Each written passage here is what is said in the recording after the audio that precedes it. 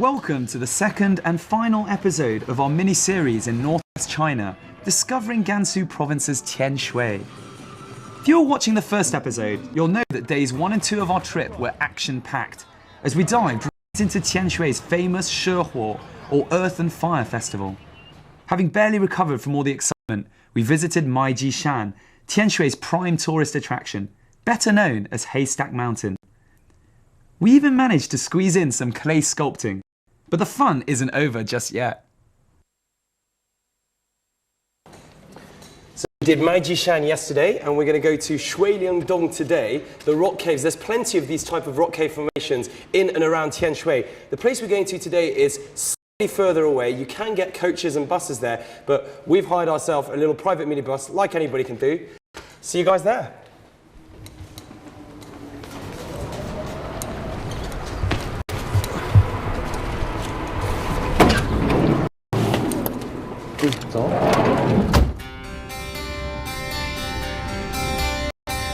We're here in Tianshui for 4 days, which I think is a perfect amount of time to discover most of what this place has to offer.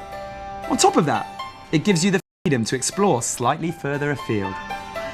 The trip from Tianshui to Wushan takes around 2 hours, but it'll feel like a lot less. That's due in most part to the incredible scenery you see along the road. You don't need to be a geologist to appreciate the beauty of the landscape around here.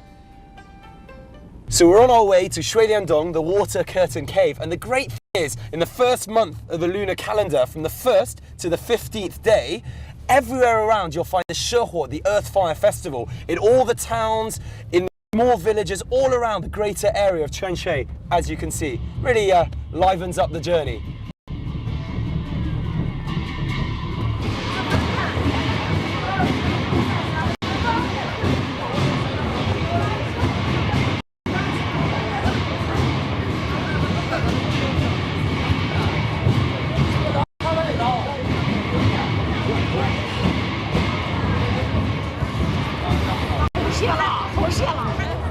So Wushan, their Earth Fire Festival, has slight different tendencies. They have all of these red sort of scarves hanging around all over the place. I'm not sure what they're really about, so let's go and ask this lady.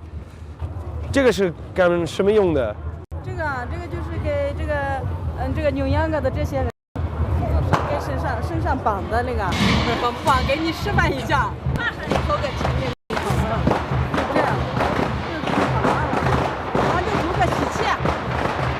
所有的人可以拿这个吗？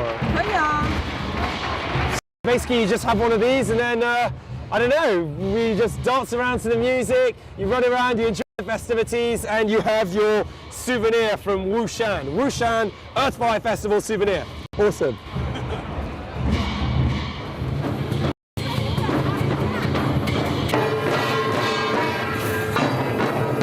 Talk about luck. 2 Shehuo festivals in the space of 3 days. Here in Wushan, the preparations and many of the activities are very similar to the festivities in Tianshui. You'll again be able to recognize many of the main protagonists from Chinese history, culture, and legend. The lions, dragons, and monkey kings, as well as characters from Chinese opera. However, we did manage to chance upon something else which was new, in the shape of the Wushan spinning drum dance. Using drums made of lambskin, these guys take part in an animated and choreographed dance that gets more frantic as it goes along.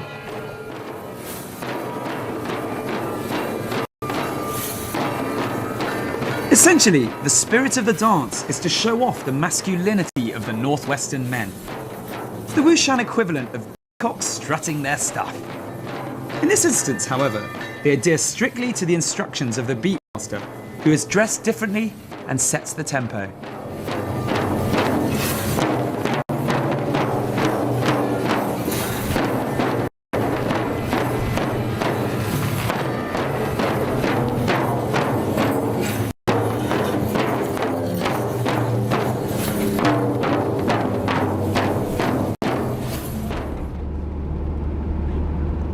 Wushan onto Shuilian-dong, literally meaning water curtain caves.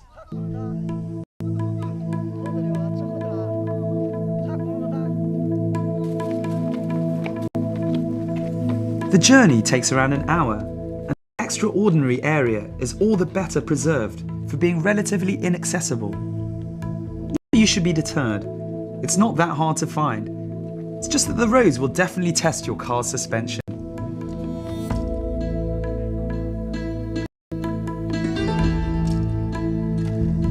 But good things come to those who wait. The site is situated 17 kilometers from the town of Luomen, and it's like visiting a dreamlike vision of China. Eroding sandstone domes rise above lush canyon walls. Taoist and Buddhist temples lie hidden among the cliffs, where time doesn't seem to move.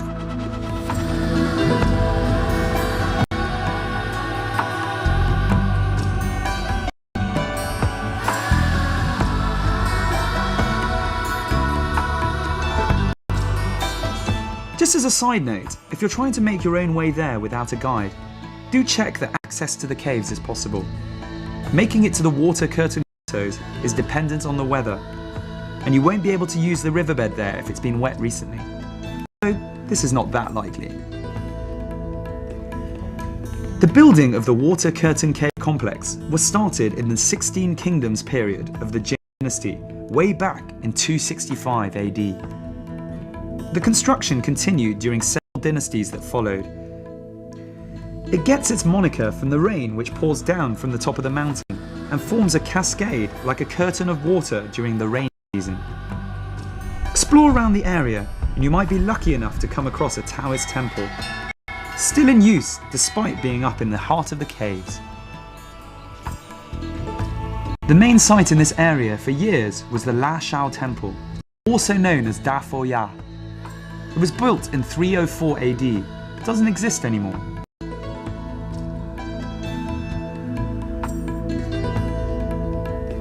This is where the temple used to stand.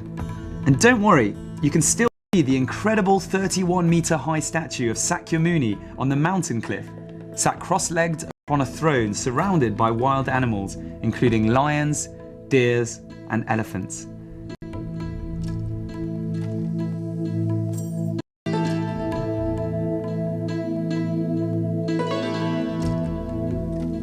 Well, it's taken us around 3 hours to drive down here, and I really think sometimes getting off the beaten track can have its rewards. Hopefully, as you can see behind. Now, don't know if I'm doing it justice, but I feel like a tiny ant compared to these huge rock carvings behind me. And the funny thing is that all around in this whole area, you'll feel like that with steep rocks everywhere, making you feel completely insignificant in the whole of nature. Unbelievable.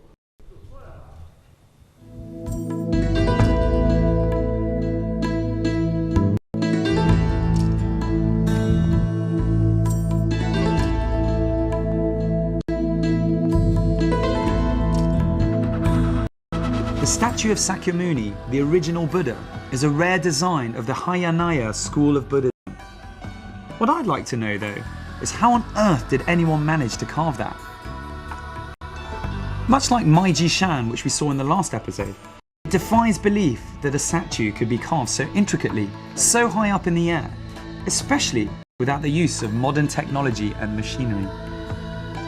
Great thing about this area is that everything is elevated, so you get fantastic vantage points to take in the sculpture and the grottos. As an aside, all buses and trains, except for the express services, running between Tianshui and Lanzhou, stop at Wushan. That said, it is a relatively long and tiring trip due to the rough roads, so it might be worth staying overnight at one of the hotels in Wushan, or even closer, at the Luomen Hotel in Luomen. So rather depressingly, it's our final day in Tianshui. So we're going to try and cram in as much as is physically possible, which is why we've come here to the local arts museum of Tianshui. It's right in the city centre, built a long time ago. Let's go and have a look.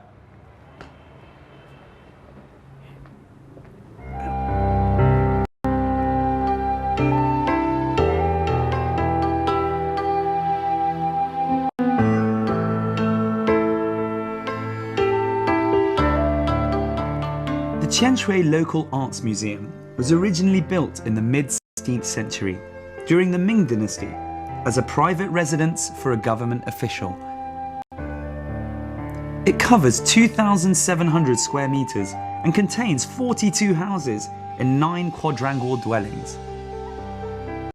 It's said that the owner of this house was high up in the government, and both he and his father were well-respected government officials. Take a stroll around, and you'll be hard-pressed to dispute the fact that this family was wealthy. It's almost like a mini housing complex with so many different sections and courtyards. Nanjize, which is the name it is given in Chinese, is a typical Ming-style property, and it's remarkably well preserved. So if you want to see some traditional 16th century architecture and artifacts around Tianshui, then look no further. More of a well-preserved home than an actual museum, it's perfect for a good snoop around someone's house without getting in any trouble.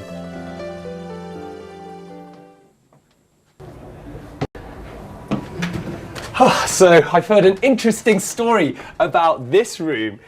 This is where around 400 years ago, the rich people would have their daughters secluded when they were engaged to be married. And basically, they would just lock the door over there and they wouldn't be allowed down until the day of their marriage. Can you believe that? And the time range would go from 3 months, not too bad, all the way to 3 years, which is a pretty long time if we're going to be honest. Not much else to do around here, is there?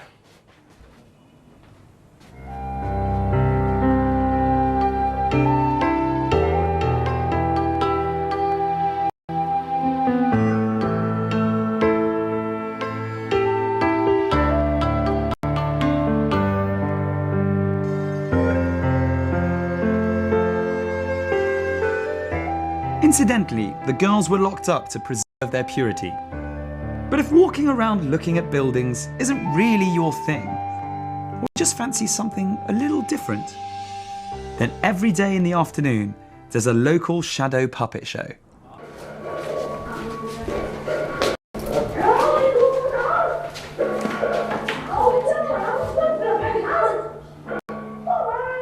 And even when the crowds aren't so large, he still goes about his work with aplomb and gusto. Just to clarify, shadow puppetry is an ancient form of storytelling and entertainment, using solid, often articulated figures in front of an illuminated backdrop to create the illusion of moving images. It originated during the Han Dynasty after one of the concubines of Emperor Wu died. The emperor was devastated and he summoned his court officials to bring his favourite back to life. This is what they came up with.